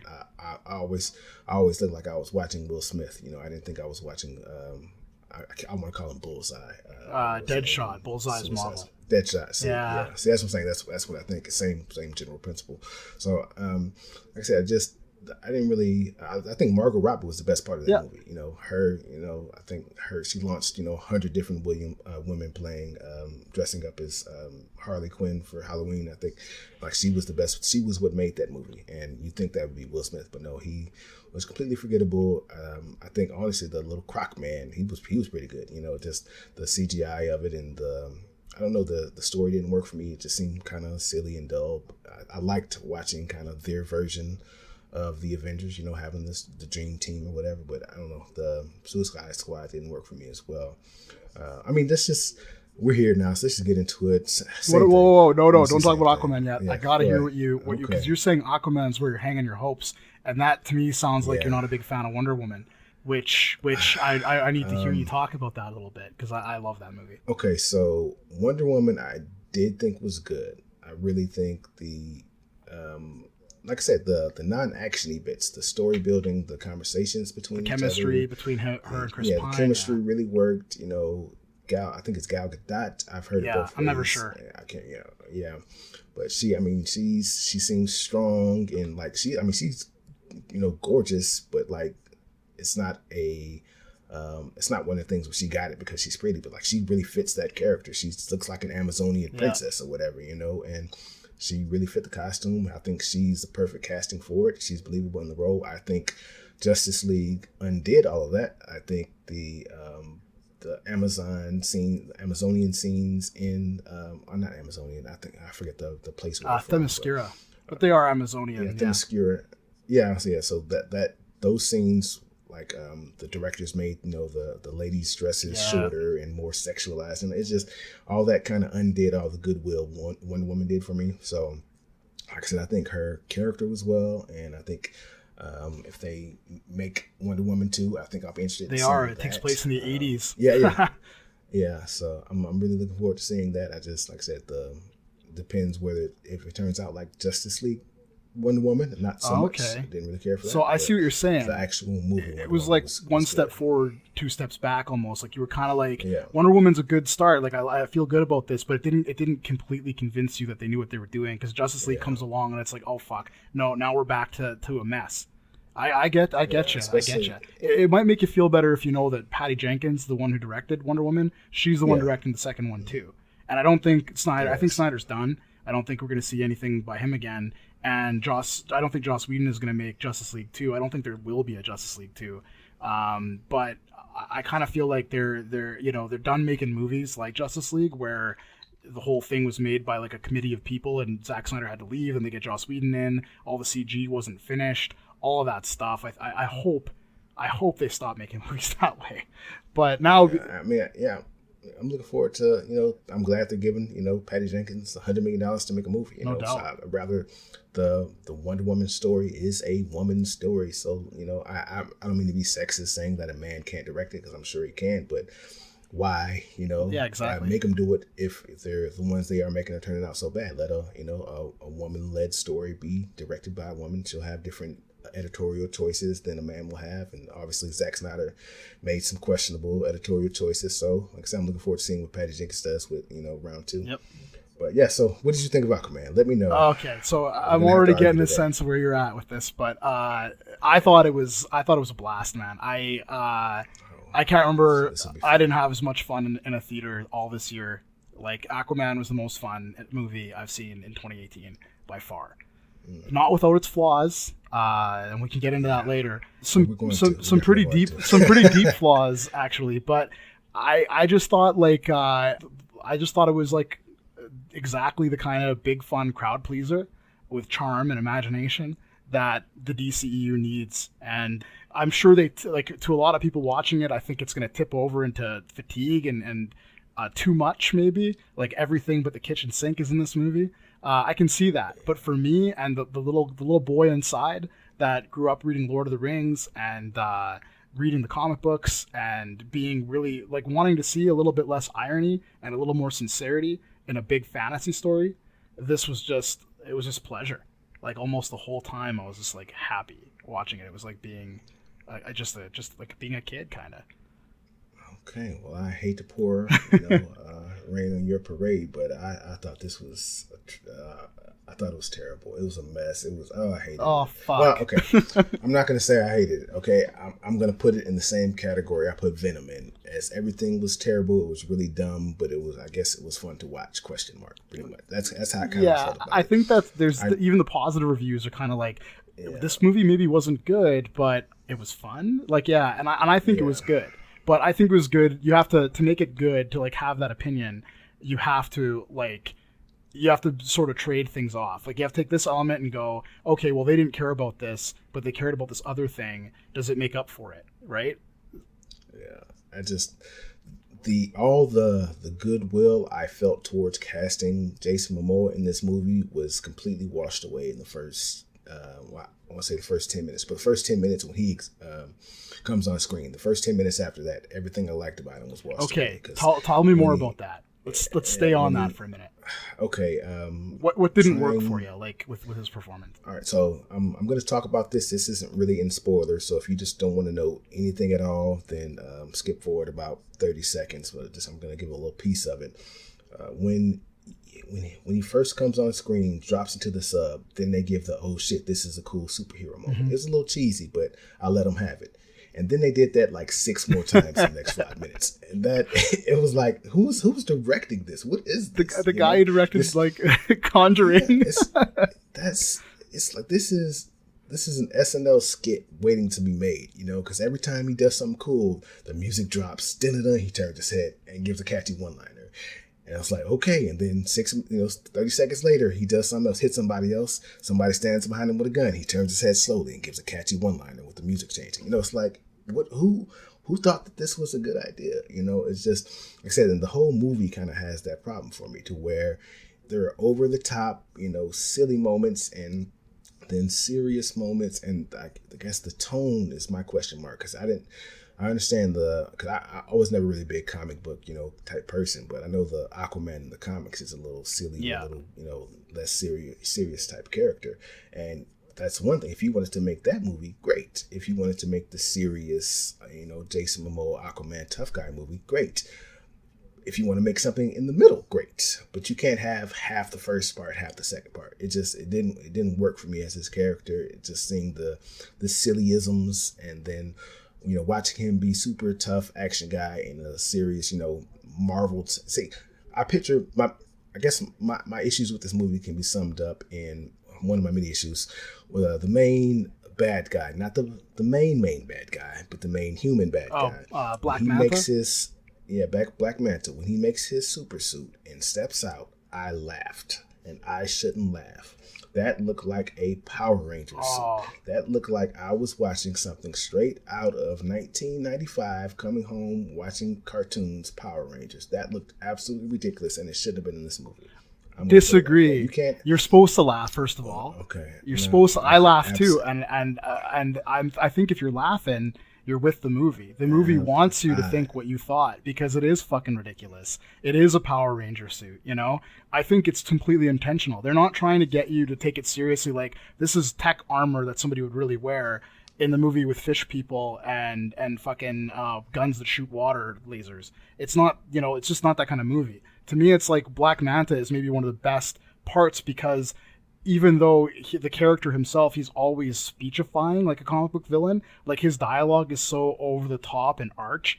He's just like always making some big like, "You will never stop me, Aquaman" kind of speech, and he's an asshole. Like the character is an asshole, but he's a perfect comic book villain, and his look is right out of that. And I think that's the movie having fun. But this isn't a comic book movie for the most part. That's kind of my issue. Okay. If this was a Power Ranger film throughout, then let the turn the crazy up to 11. We'll have to talk about that in spoilers. So I'm interested to see what parts you think the tone, because I bet you will end up agreeing that the tone does shift quite a bit. Yeah, and it's just like when you see him as super cool, action movie star Aquaman, that's that's them making the Man of Steel Superman into an Aquaman movie. And if Man of Steel Superman had Lex Luthor come out being, what's the guy's name? Jesse Eisenberg? No, the Richard Pryor. Oh, okay, yeah. Gene Hackman, I think you're thinking of. Gene Hackman, yeah, okay. So if the Man of Steel had Gene Hackman type Lex Luthor, that wouldn't have fit. It just, because they gotta be congruous. The main water bad guy fit kind of with the movie, but he wasn't a Power Rangers type character. I know you're gonna disagree, but it didn't work. The Black Manta just felt completely out of place, because when you first see him, he's in a realistic kind of tech super suit or whatever. That's something that could have been in a Christopher Nolan movie. Or yeah, like I agree with that. A realistic kind of bad guy, super tech bad guy, or whatever, and then have that guy saying the weird, the stilted, comic book villain things. That's one thing. But then when he puts on the silly suit and the humor scene, it didn't work for me at all, to be honest with you. It's just the tonal shifts they don't make sense to me. If you're gonna pick a type of movie, stick with that type of movie. I thought I was gonna see a super badass, Jason Momoa Aquaman movie. The fact that it's not that would have been great, but you can't have that. You can't have your cake and eat I think it it is that though, man. Like you said it yourself. Like every few, especially when you first. So okay, here's to me what's going on with this. Like you're talking about these bits where the camera's like worshiping Jason Momoa, right? Like his smoldering eyes, his toned body, like the whole thing in the submarine at the beginning. Not a spoiler because whatever, it's submarine at the beginning. That first opening scene where you see him doing his hero thing, it's telling you what kind of movie it is. It's telling you that this is going to be cheesy. This is like 80s level cheese. This is like Predator or like the old Arnold Schwarzenegger movies, like Predator and like Commando. Like that's what kind of movie this is. And man, I don't know if you might not feel the same way, but I miss those kinds of movies. I miss the meathead, machismo, cheesy action movie. And if you mix it up with like crazy spectacle like this has that they couldn't do back then, I'm in flavor country. I feel like it was like we were discussing earlier, where we had Die Hard and then they edited it to look like a holiday trailer or whatever. Okay, yeah. You know how they see, comedies, like I've seen a lot of on YouTube, the romantic comedies where the guy's kind of a stalker a little bit, but it's okay because it's funny. When they edit those trailers to look scary, that's what I feel like this is, where they had a serious Aquaman, type movie where it wasn't, Power Ranger silly and it wasn't, Nolan serious, but it was kind of right down the middle, had a cool looking Aquaman, a little bit more serious, a little more grit to it. And they tested it and said, we need to make this funnier. So then they recut it a little bit, added the silly scenes, and they kind of maybe reshot, the costumes to make them a little bit sillier. And then they just spliced that into this. That's my problem. Really? If the whole thing was one type of movie, I would have been great. But I feel like the whole thing was a little bit more Marvel-y, Marvel tone of seriousness, and then they just spliced in the Power Ranger level of seriousness, and that's why it didn't really work for me. I feel like it definitely owes the Marvel movies. Like there's a like if Wonder Woman is basically a remake of Captain America, this movie's basically a remake of Thor. But did you know that originally, like the first version of Thor, before they ever knew that they were going to ever make an Avengers, when they were first, like when they got Iron Man off the ground and they were just starting to announce what movies they're going to be doing, the first version of Thor was a 3-hour long fantasy epic that took place in the 9 realms, most of it in the past when like the Viking gods were running around on Earth, and the other parts in the Don Blake modern time where he meets Jane Foster or whatever, right? That was the original version of Thor, and they wussied out and they made the Thor that we got, which is all right. Like I'm a sucker for movies about brothers, just the way I'm a sucker for movies about fathers and daughters.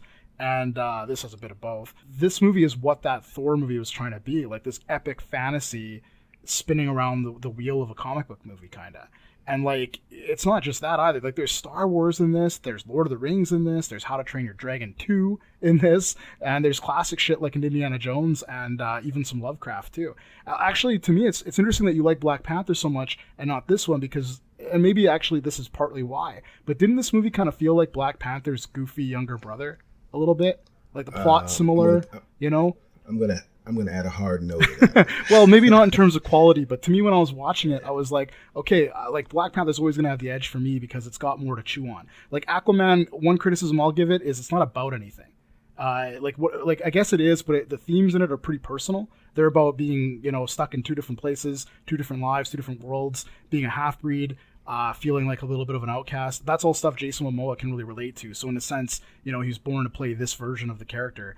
But Black Panther gets the edge because it has all that nice stuff to chew on. But the plot in this one is so similar, except that, Aquaman is Killmonger, kind of. I guess I can see that. I don't know. I didn't really get that here. I mean, you saying it's not about anything. I feel like it was about too much. The brother dynamic with the mother gone, and then him being raised by himself and having mother issues and being abandoned. And all that kind You're of right. stuff. There's some character depth there. Like there's some stuff they're trying to do with character, but the movie has no real bridging themes. Like Black Panther's about real politics. Like it's about the world we live in and about ethno-states and how fucked up that is as an idea, and it's got all this stuff going on. A critique of American foreign policy is mixed up into there and all that stuff. And Aquaman flirts with being a movie about environmentalism, but it drops that ball. It doesn't care really. It just wants to be a whiz-bang, crowd-pleasing action movie with a bunch of really crazy imagery and visuals. And when I say crazy, no spoilers, kids at home, but you haven't seen stuff in any movie ever like there is in this movie. So if that's your bag, like if you want to see, like every time you think that you're done seeing a new environment or a new creature, this movie throws you a few more. Every time you think that's it, that's all this movie's got for me, it just gives and gives and gives, right? So if that sounds like your kind of thing, then good. But that stuff is what it's sort of more about than it is about being political or relevant socially, if you know what I mean. Like Black Panther feels really socially relevant, and Aquaman doesn't. Aquaman's about aristocratic white people that live under the sea. See, now here is bringing me into one of my bigger issues with the movie that I noticed while watching it is the racial politics. Yes. It's just, this was very problematic for me. They made Aquaman someone of color. He's got some melanin in his skin. He's, not just the traditional what you expect Aquaman to be. And then obviously his dad is a person of color as well, because he can't be his son without having some color in his skin as well. And the whole movie's about him being a mixed breed. But everybody else is all white. Willem Dafoe, Amber Heard, Patrick Wilson, Nicole Kidman, even Dolph Lundgren, everybody's, the whole city is white. He's trying to, get back to the white world. And, it's just that's a big problem I had. His mom was white. His girlfriend, in the movie was white. And it's just, that's a big issue I had. It's like, yeah, they throw us a bone by making the main character, having some color in his skin, but it's the same stick. But the whole world he's trying to join and get along with is a white world, and that I had a big problem with that. And the only black guy in the movie was the bad guy, so that's, I understand, a lot of people can say, oh, you're reaching, you're digging too deep into it. It's just a movie, blah, blah, blah. But no, this is something we see all the time. And the fact that I'm noticing it while watching it, it's just every face is a white face. All the people he wants to be like, the people he wants to date, his mom, his, brother, everybody is white. And it's just him, and then the only other color face is the I think that's I think that's a completely valid take.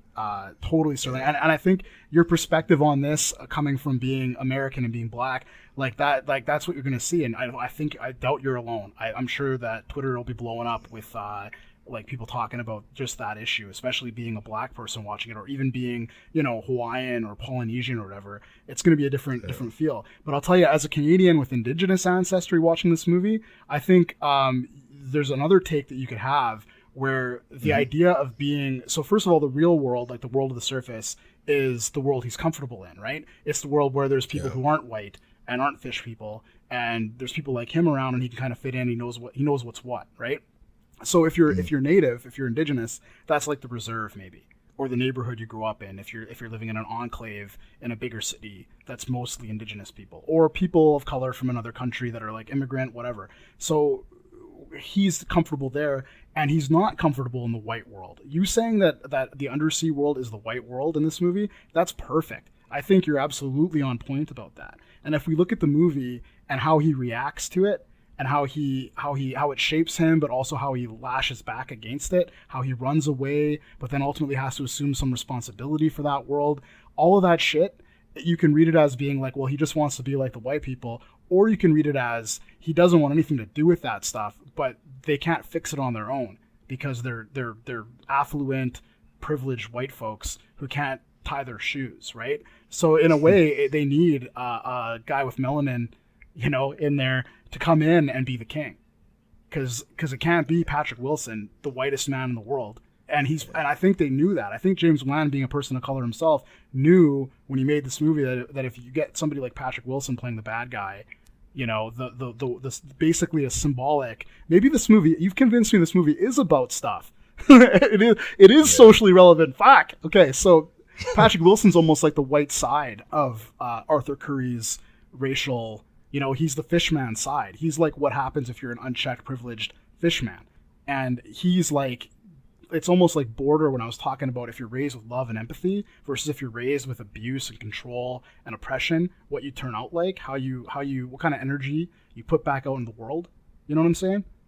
And I feel like you're right in a sense. It'd be nice if Amber Heard's character wasn't white, and it's just to mix it up a little bit. Yeah, it's just you watch, you know, you go to the movie theater, you look at all the trailers, you know, a lot of times the love interest is either white or, you know, light skinned black. Totally. You know, I mean, like I said, I'm not taking that away. There are a lot, you know, the population is, you know, majority white, you know, that should exist. I got no problem with that. But the fact that it's, you know, very rare to see something else is problematic. Yeah, no, and I think you're totally right. Like, I think that this movie's big enough for both our takes, you know, like I think that if you ask somebody who is, it'd be really interesting to find out how somebody who's Maori or Polynesian or Hawaiian feels about it, because it's almost invisible in the movie. Like you only really see Tamura Morrison, who plays his dad, and he's been like a mainstay. Like, I'm pretty sure he's Maori. He's from New Zealand, I think. He's like a mainstay actor in small roles, but he's a fantastic actor. He's really good, and he gets nothing in Hollywood. You know, this is maybe the biggest movie he's ever been in besides Clone Wars. Yeah, or Attack of the Clones. He's Maori, Scottish, and Irish. Yeah, okay, so Maori, Scottish, and Irish. Yeah, so New Zealander through and through. And then Jason Momoa is like part Hawaiian, but like you go back far enough, like Moana tells us, they're the same people, right? So it's cool they even they didn't just get some random dude of color to play the dad. Like they're saying something about this, like, you know. I just wish there was more of that, maybe, like, because like you're right, like the surface world is barely seen in the movie. It's mostly underwater, and all the faces underwater are white except for the fish people, like the really fish people, not the Patrick Wilson fish people or the Nicole Kidman fish people, but the really fish people. They're green. Even the king of the really fish people. You know, I'm sure, you know, I don't know. I don't want to get into it. It's just, it's just very, you know, like I said, I don't want to say, you know, this movie is racist or something like that. That's just, if you're listening to this and that's what you're getting, that's not what I'm trying to say. I'm just saying it's really problematic as this suffers from that same syndrome. You know, watching Gods of Egypt, you know, a whole bunch of white faces in Egypt, you know, just that kind of thing. It's just, I understand, on one hand, you know, you can give the same Lord of the Rings logic where you're complaining, you know, well, this is a fantasy realm. Why does you have to have color, blah, blah, blah. But at the same time, you know, it's just white on white on white. And that's problematic. Yeah. Yeah. And Gods of Egypt's interesting because, like, here's a little lesson for the kids at home again. I like Gods of Egypt, but I can like that movie and still acknowledge what Sterling's saying about its racial politics. Aquaman is the same thing. If you don't see what I see, like as it may be having the kind of, like, they're at least intending something more along the lines of my take, maybe, or it just ends up like you know, being like that Sterling's take is the real one we should have about it. Aquaman is another movie where even if you have Sterling's take, you can even if you like the movie, you can still acknowledge Sterling's take that there's too many white faces. It's not either or, guys. You can like something and still think that there's problems with it. Yeah. So I agree with you. I think at least, I don't know if I agree with you about Aquaman exactly, but I agree with you about the general thrust of your critique there. I think you're right that there is a problem with representation for sure. Yeah. All right. Now to kind of get off that subject and to, you know, like I said, I think we both kind of, you know, said our takes. I think at this point we're going to dig into spoilers so we can get a little bit more into it. If you've listened up to this point, like I said, my opinion, I'd say, still go ahead and see it. You know, I mean, it's still a fun movie. Like I said, I had a whole lot of problems with it, but it's still an entertaining movie. I like seeing Jason Momoa. You know, like I said, it's not going to be in my top 10 list of the year for sure. But, you know, if you liked Venom, you're going to like this. I put it like that. And I see a lot of people on, you know, Facebook feeds, just like the action, just like, you know, there were parts that make you laugh. So if that's all you look for, I say go ahead and, you know, enjoy it. What about you? I recommend it wholeheartedly if you don't take the writing too seriously. The script is kind of the weak point in the movie. It does have tonal shifts. It doesn't earn everything. There are contrived and silly moments. The movie is unabashedly dumb. I do think, though, that it's trying to be all those things. Like it isn't trying to be uneven, but it's trying to be a lot of fun. It's trying to be silly and unironic and really sincere with that fun. And just on a visual level, it's really fun to see some of these crazy environments and creatures come to life. And if the whole movie doesn't hang together perfectly, then it just becomes about whether or not you can enjoy the spectacle. All right. So without anything further, let's dig into spoilers for Aquaman.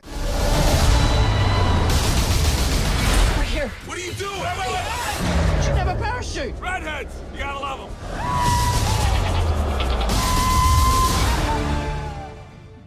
All right, now that we're in spoilers, first thing I wanted to talk to you about, how did you feel about Nicole Kidman? Did you, I thought, I don't know if she fit to me. I mean, she really fit as a queen, but her in the action roles to me, it just seemed Well, the CGI in general was just a mess to me in this movie, but it didn't feel like I was watching an action character. Well, I actually, her fight scene at the beginning of the movie was like my favorite fight scene in the movie, and there's like 18 fight scenes in this movie, but I thought the way it was shot was the star there. Like, with Nicole Kidman being an action star or not, like, I don't really have, I don't think she's really done a lot of action in her career.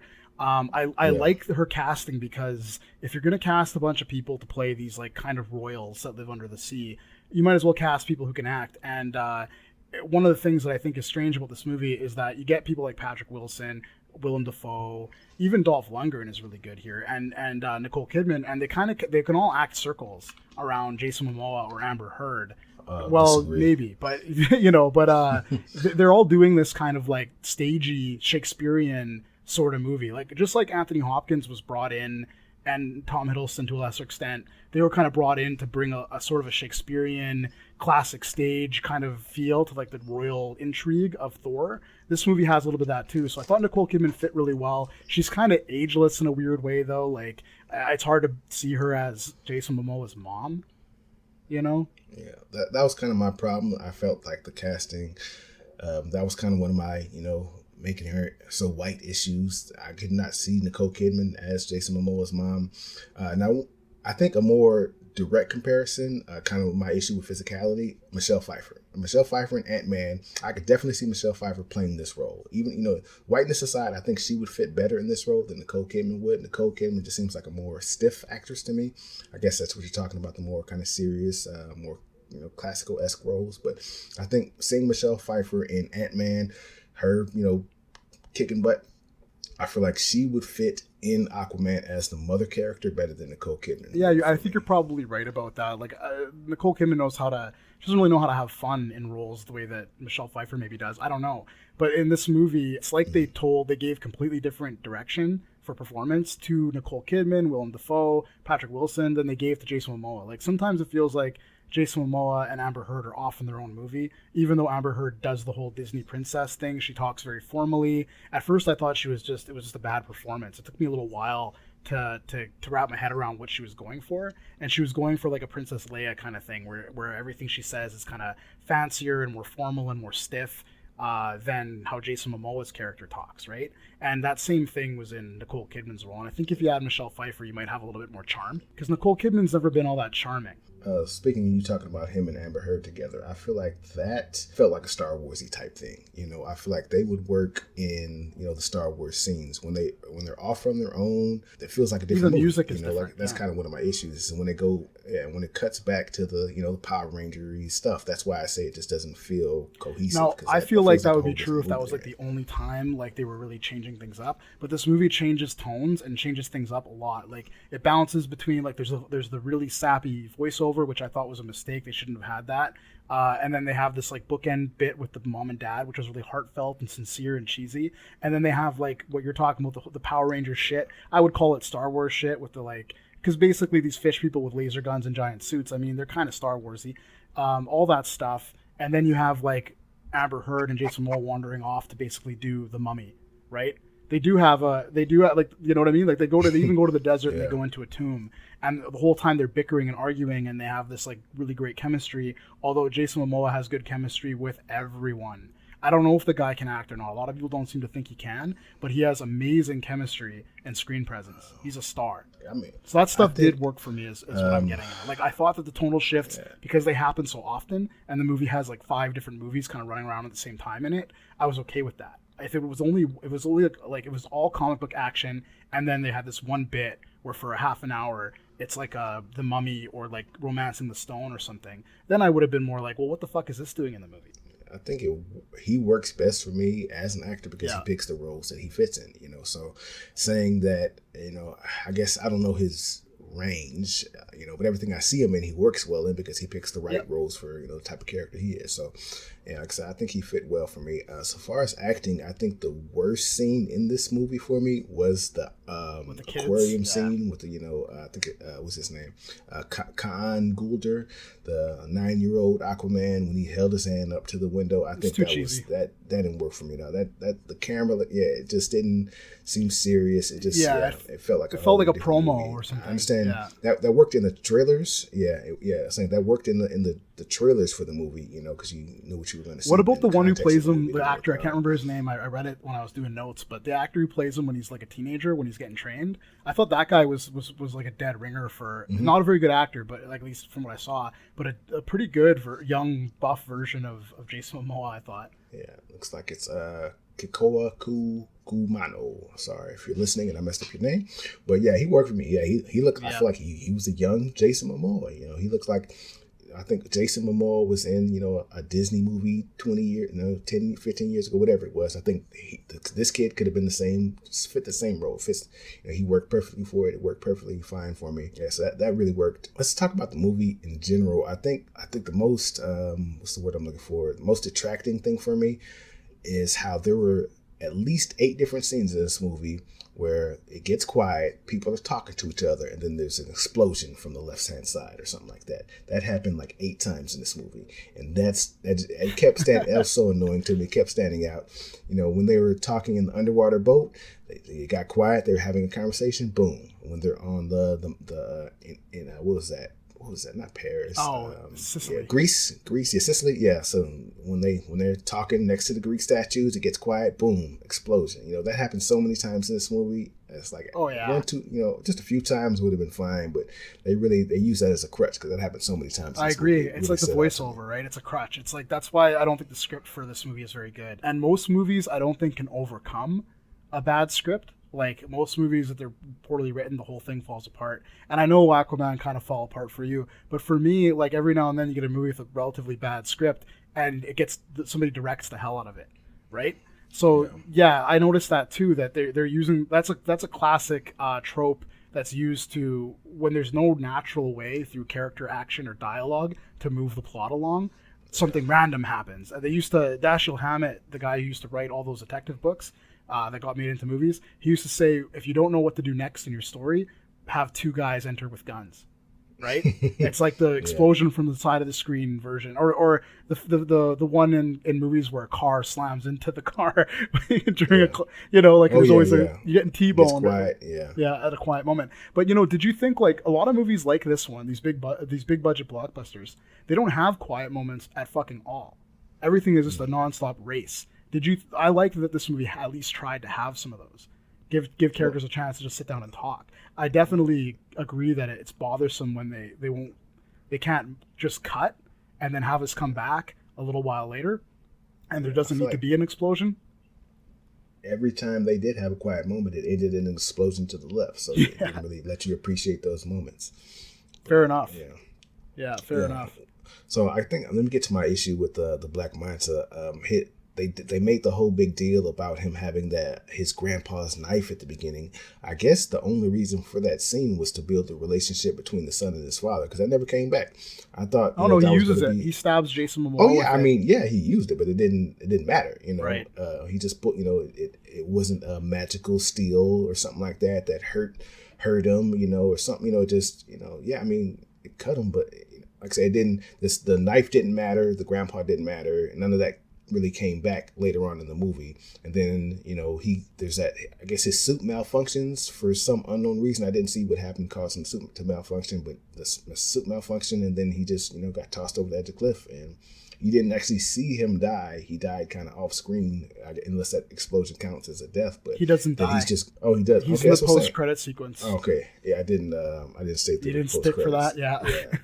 I just once this ended, I was pretty much done because I was like, well, he's got to come back because we didn't see him die. So I guess that's what the post credit. Well, one of my critiques was that they're obviously saving him for the sequel. Like he's like that. There's no closure between him and Jason Momoa either. Like Jason Momoa is sitting on the boat and he's like regretful. He's like, I could have saved his dad, but I didn't. I'm an asshole. and he never gets to tell Black Manta that. And I feel like at least James Wan, when he was directing the movie, he had some sympathy for Black Manta. Black Manta's almost like a sympathetic villain in a way. He gets that cool scene where he's gearing and tinkering around with the fish people armor and shit, and then he spray paints it all black. Like I dug that in the movie. But I did want some more Black Manta. Like I said before, he was one of my favorite characters in the movie. I just thought he was a blast as a comic book villain. But it's annoying when you get a character like that and they don't give you the closure because they want to do it in the next movie, right? Yeah, and I mean, hard pass on. I thought he was the best character in the movie. He was probably the worst to me because his storyline didn't really fit with the rest of the movie. It really stood out of place. It was only just to tie the. It's the spectacle for me why I liked him so much. It's the comic book dialogue and I like the suit. I love silly shit like that. I loved everything he said when he's in the suit. He just sounds like it's not like I was watching a legit version of the stuff that like Venture Brothers makes fun of. I'm just a sucker for that. Yeah, but I mean, on top of that, so he's just a human, Yeah. I mean, he's a smart human. He's got, tech stuff, he's a killer pirate that kills with no discrimination or whatever. But they give him the newest prototype tech from Atlantean technology, and he takes it apart and builds a new suit out of it. Yeah, because he's an asshole. No, I'm saying physically how. Yeah. How would you know how to take apart a super advanced underwater technology suit and build a new suit out of it? And it just cuts from him having the new scene to him making a new suit out of it. That makes no sense to me. I don't know. Like I understand it's a movie, but yeah, but we see him tinkering with it, and we see him screwing it up too. Like he's trying to. It's almost like he's with like he's got a computer hooked up to it. He's trying to tap into whatever operating system it runs on. Like however its electronics work, he's trying to figure it out. We see him trying to figure out. It's a very short scene, and it could have been longer and a little bit more involved if they really wanted to sell the idea. Plus, we don't know enough about this guy, like you're saying, to understand that he is like a genius that would be able to figure this out either. But you do see him messing with it, and you do see him screwing it up.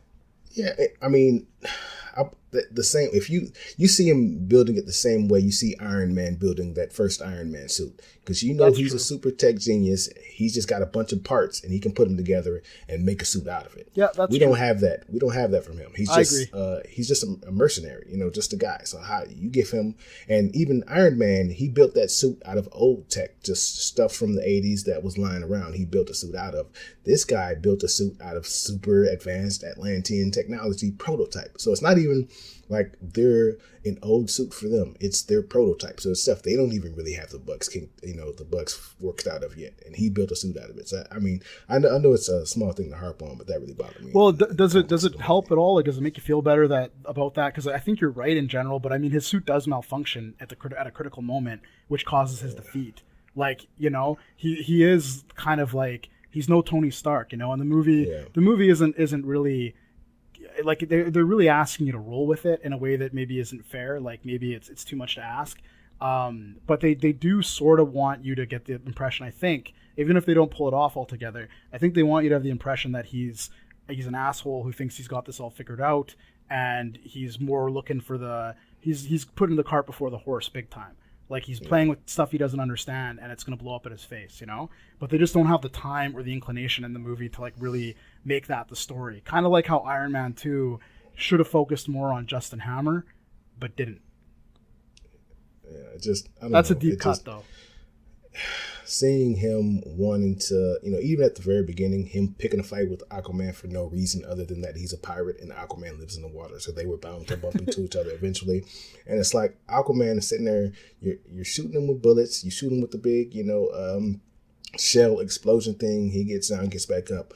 And then how is that even a fight? Why is that a 45-second fight? He should have just knocked him in the head one time and it's over. The fact that he kept getting back up, the fact that they were even comparably on the same playing field made no sense to me. So, like I said, these are minor nits to pick, but it's stuff like that where they don't flesh things out is kind of what my issue was. I get that. I think that really applies to Black Manta. Like I think you're right. I think that we don't really know what his big bone to pick with Aquaman is. It's just what he says, right? He's like, and there's a few cases. Another example of the script not being great. There's a few cases where characters just tell each other exactly what their motives are. are, which is another nitpick I have. This movie has better dialogue in general and some writing that doesn't do that, but that's what Mortal Engine's big problem was. Every scene where characters talk to each other, they're telling each other who they are. And that bit where Black Manta is like, we were going to meet sooner or later, you're the hero and I'm the pirate, this is just going to happen, this is fate, really feels like one of those comic booky moments that doesn't really make sense in a world that's trying to be realistic. And we need to know more about the guy to really believe that he's got this, like, you know. So they give him a clumsy motivation. While Aquaman kind of killed his dad, that's more reason for him to want to fight. It would have made more sense if they wouldn't have had them fight. Instead, Aquaman just refuses to save his dad, and that's why he hates him. And that's why he goes after him, you know? And his dad, Michael Beach, that was the best performance in the movie to me. You know, he's good. He had the whole full story arc. I believed him. I understood who he was. You know, I knew he was a bad guy. I knew about his dad. He had an emotional death sequence. He had the best, you know, story arc in the whole movie. And it was like, you know, 5 minutes. But I don't know, that really worked for me. But, he was good. And like they really wanted... it feels almost like James Wan really liked Black Manta and wanted to make the movie with Black Manta as the villain or a bigger part of it, but they probably told him no. So he had to do the Atlantean story and then kick Black Manta the next movie, but he tried to get as much in there as he could. Because I just had that feeling the whole time, like Black Manta's probably James Wan's favorite character. Like, I just had that feeling like there's so much silliness and love behind the very little we do get, that I was like, no, somebody loved this guy, somebody loved this suit, somebody loved his storyline, you know, all that shit. But your take on Black Manta, though, I can't argue with it. Like, most of what you're saying is I see it too, you know. Yeah, indeed. Well, I mean, we're running long at this point, so do you have any final thoughts about Aquaman? Oh, dude, I could go another as long as we've gone. I've got enough notes to go as long as we've already gone on this. I guess my final thoughts are, there's a lot of stuff in here that you know, the movie's asking you to have fun with it. If you can, it's really fun, and if you can't, like if it just holds it back for you, then it's fair. I mean, nobody can really fault anyone for not liking Aquaman. I don't think this is gonna be one of those movies like The Last Jedi that people argue about for years, whether it's good, what works, what doesn't. I think this is one where it's all just gonna be about how you take it. Everybody has to acknowledge that this is a flawed movie with a lot of dumb shit in it. You can't pretend that it isn't. Yeah. Even if you liked it. Yeah, I'm glad it's doing, you know, I'm sure it's going to do numbers. You know, it's not going to be, you know, the highest grossing movie of the film or whatever. It's not going to break any records, but I'm sure it's going to sell because it is entertaining. You know, it'll put butts in seat. It makes you laugh, you know. So I'm glad that it exists. I'm glad, you know, we give Jason Momoa his own, you know, movie to headline. I'm sure, you know, he'll be a great star down the road, you know. So I'm glad for that. But yeah, it was really flawed for me. I can say it's just kind of another in the DC vein of what they do, you know. So I think they have a lot of good potential. I think they make really good trailers, but I just don't think they make really good movies, and this is another example of that. But yeah, so that was our review of Aquaman. What are we doing next week? Next week is going to be our year-end roundup. So we'll just tell you kind of what we thought our best movies of the year were, what our worst movies of the year were, and just kind of have a discussion about that. So look forward to our year-end wrap-up next week. Once again, my name is Sterling Woods. You can find all of my information at sirwaka.com. You can find me on Sirwaka on Twitter, Instagram, you know, pretty much anywhere there is a handle. My handle is Sirwaka. What about you, Evan? Where can people find you on the internet? People can find me writing reviews at sirwaka.com and at Evan Todd-McCoy on Twitter. All right. Well, thank you guys for joining us, and we'll see you next week.